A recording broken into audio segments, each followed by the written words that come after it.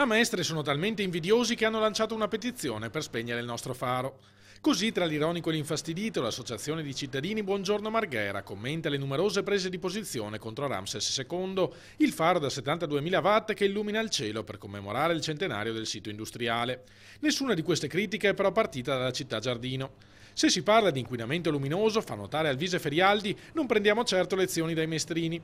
L'inquinamento non può essere creato da Marghera perché a Marghera manca la luce, quindi non capisco perché dei comitati che nascono in un'altra zona, io parlo di Mestre, si lamentino. Mestre è illuminata a giorno, vedi Piazza Ferretto per esempio per via del Natale, noi abbiamo via Rizzardi completamente al buio.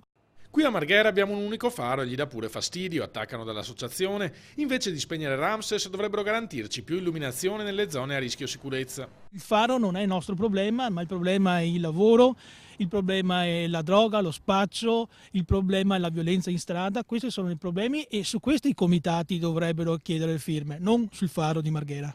La petizione, lanciata sul web per spegnere il faro, ha intanto superato le 5.000 firme, mentre tra le associazioni schierate contro il fascio di luce ne spuntano alcune legate a storici esponenti della sinistra cittadina. Essere qui a discutere di un faro di luce mi sembra una cosa allucinante. Questi comitati, a mio modo di vedere, sembrano manovrati politicamente contro la giunta Brugnaro. Non hanno fatto il conto che invece il faro piace e piace molto ai cittadini di Marghera.